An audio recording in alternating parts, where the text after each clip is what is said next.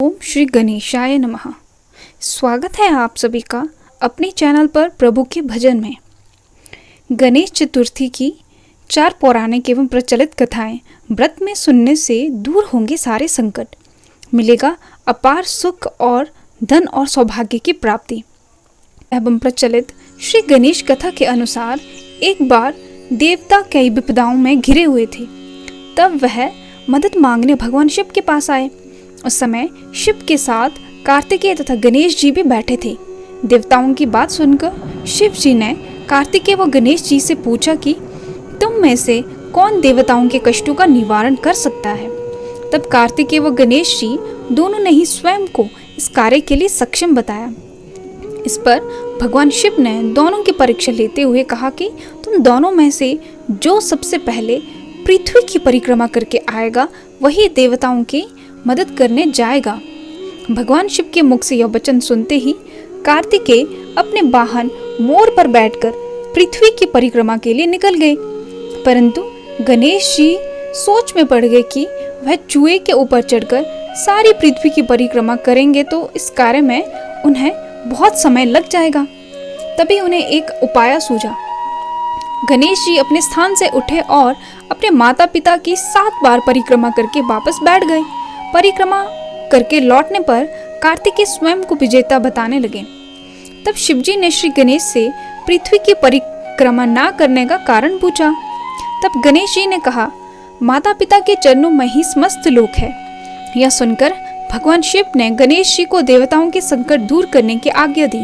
इस प्रकार भगवान शिव ने गणेश जी को आशीर्वाद दिया कि चतुर्थी के दिन या फिर गणेश चतुर्थी के दिन जो तुम्हारा पूजन करेगा और रात्रि में चंद्रमा को अर्घ्य देकर उसके तीनों ताप यानी देहक ताप, दैविक ताप और भौतिक ताप दूर होंगे।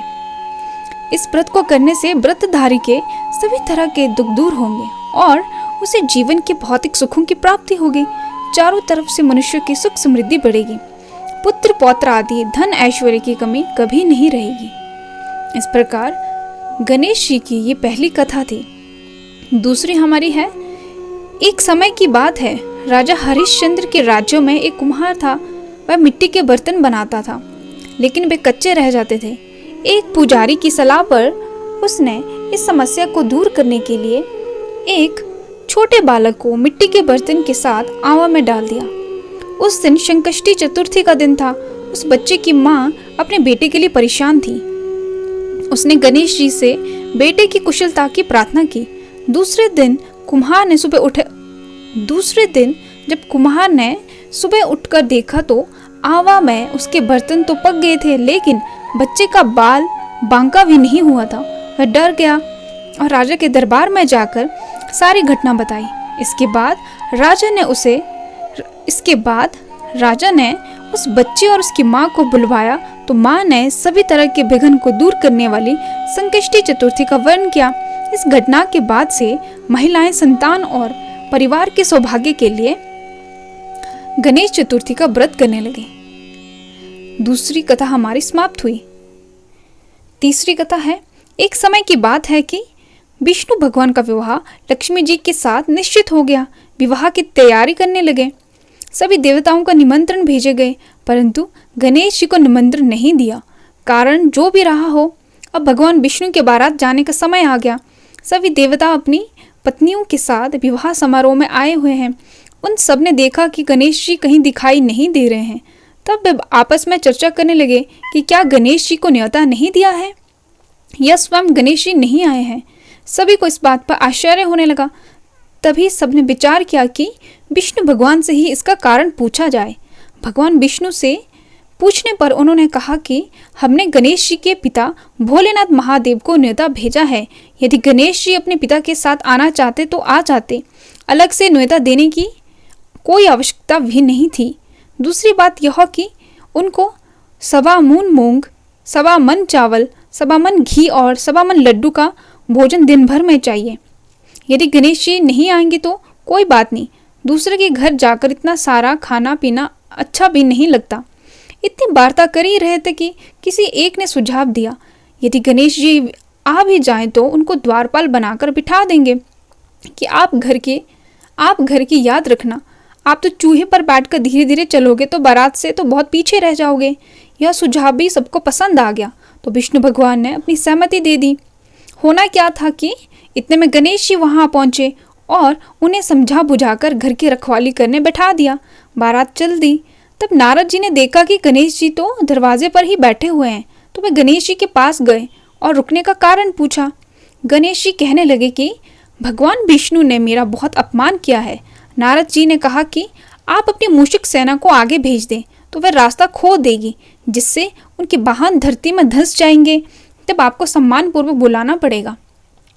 अब तो गणेश जी ने अपनी मूषिक सेना जल्दी से आगे भेज दी और सेना ने जमीन पौली कर दी। जब बारात वहां से निकली तो रथों के पहिए धरती में धंस गए। लाख कोशिश करे परंतु पहिए नहीं निकले।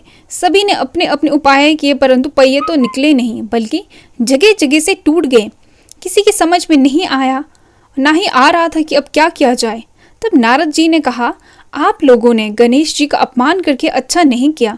यदि उन्हें मना कर लाया जाए तो आपका कार्य सिद्ध हो सकता है और यह संकट टल सकता है।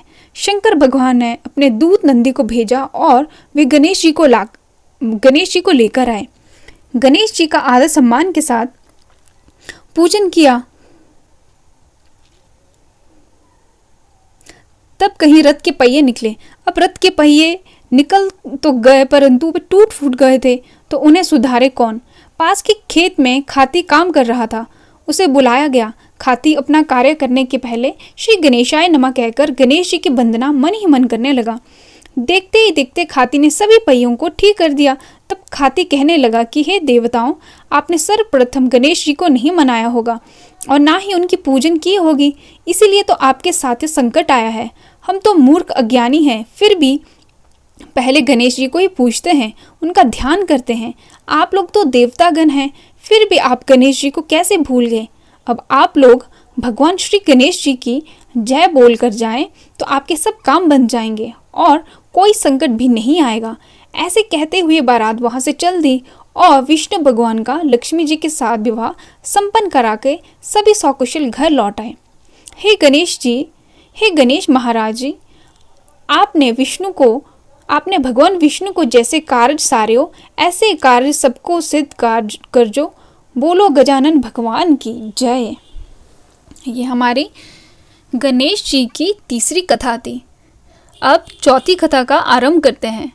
श्री गणेश चतुर्थी व्रत की पौराणिक कथा के अनुसार एक बार भगवान शिव तथा माता पार्वती नर्मदा नदी के किनारे बैठे थे। वहां माता पार्वती ने भगवान शिव से समय व्यतीत करने के लिए चौपट खेलने को कहा।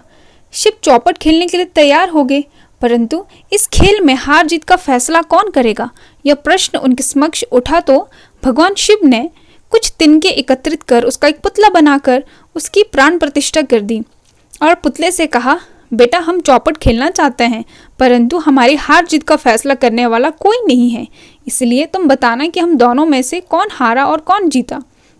उसके बाद भगवान शिव और माता पार्वती का चौपट खेल शुरू हो गया। यह खेल 3 बार खेला गया और संयोग से तीनों बार माता पार्वती ही जीत गई। खेल समाप्त होने के बाद बालक से हार जीत का फैसला करने के लिए कहा गया तो उस बालक ने महादेव को विजय बताया। यह सुनकर माता पार्वती क्रोधित हो गई और क्रोध में उन्होंने बालक को लंगड़ा होने, कीचड़ में पड़े रहने का श्राप दिया। बालक ने माता पार्वती से माफी मांगी और कहा कि यह मुझसे अज्ञानतावश ऐसा हुआ है, मैंने किसी द्वेष भाव में ऐसा नहीं किया। बालक द्वारा क्षमा मांगने पर माता ने कहा, यहाँ गणेश पूजन के लिए नाग कन्या आएंगी, उनके कहे अनुसार तुम गणेश व्रत करो, ऐसे करने से तुम मुझे प्राप्त करोगे। यह कहकर माता पार्वती शिव के साथ कैलाश पर्वत पर चली गई। 1 वर्ष के बाद उस स्थान पर नाग कन्याएं आई। तब नाग कन्याओं से श्री गणेश के व्रत की विधि मालूम करने पर उस बालक ने 21 दिन लगातार गणेश जी का व्रत किया। उसकी श्राद्ध से गणेश जी प्रसन्न हुए। उसकी श्रद्धा से गणेश जी प्रसन्न हुए। उन्होंने बालक को मनोवांछित फल मांगने के लिए कहा। उस पर उस बालक ने कहा, हे विनायक, मुझ में इतनी शक्ति दीजिए कि मैं अपने पैरों से चलकर अपने माता पिता के साथ कैलाश पर्वत पर पहुंच सकूं और वे यह देखकर प्रसन्न हों। तब बालक को वरदान देकर श्री गणेश अंतर ध्यान हो गए। इसके बाद वह बालक कैलाश पर्वत पर पहुंच गया और कैलाश पर्वत पर पहुंचने की अपनी कथा उसने भगवान शिव को सुनाई। चौपड़ वाले दिन से माता पार्वती शिवजी ने भी मुख हो गई थी, अतः देवी के रुष्ट होने पर भगवान शिव ने भी बालक के बताए अनुसार 21 दिनों तक श्री गणेश का व्रत किया। इस व्रत के प्रभाव से माता पार्वती के मन से भगवान शिव के लिए जो नाराजगी थी वह समाप्त हो गई। तब यह व्रत विधि भगवान शंकर ने माता पार्वती को बताई। यह सुनकर माता पार्वती के मन में भी अपने पुत्र कार्तिकेय से मिलने की इच्छा जागृत हुई। तब माता पार्वती ने भी 21 दिनों तक श्री गणेश का व्रत किया तथा दुर्वा, फूल और लड्डू से गणेश जी का पूजा अर्चन किया। व्रत के 21वें दिन कार्तिकेय स्वयं माता जी से आ मिले। उस दिन से श्री गणेश चतुर्थी का यह व्रत समस्त मनोकामनाओं की पूर्ति करने वाला व्रत माना जाता है। इस व्रत को करने से मनुष्य के सारे कष्ट दूर होकर मनुष्य को समस्त सुख सुविधाएं प्राप्त होती है।